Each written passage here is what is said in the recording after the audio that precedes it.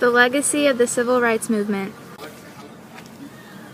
The Civil Rights Movement of the 1960s began due to the oppression of African Americans. Their goal was to equally receive the same citizenship given to white people. Advancements in this movement occurred due to the several acts that were passed in favor of African Americans. The legacy of the Civil Rights Movement came from the many cases addressed in the court and the laws created to help secure the rights of blacks.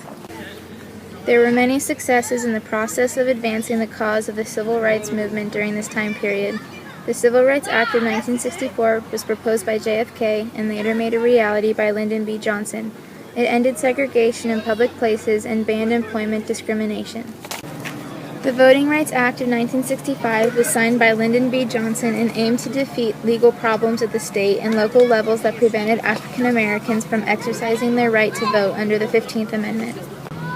Before the 24th Amendment was ratified to the Constitution on January 23, 1969, citizens in some states were forced to pay a poll tax to vote.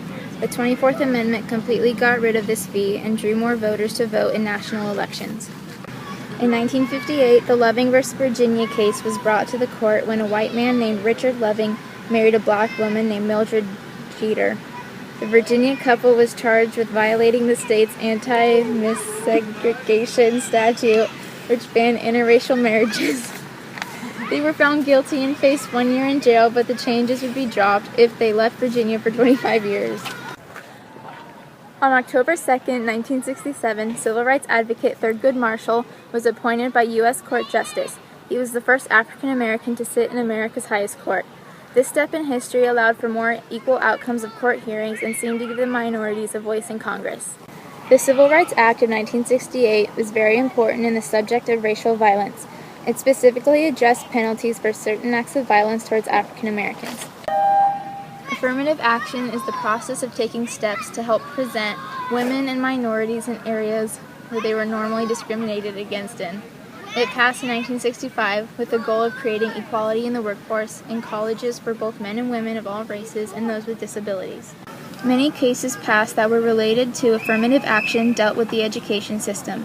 In UC Regents v. Bake, the Supreme Court ruled that it was unconstitutional for colleges to accept students based on needing to fulfill racial quotas, but that at times was constitutional to accept more applicants that were minorities.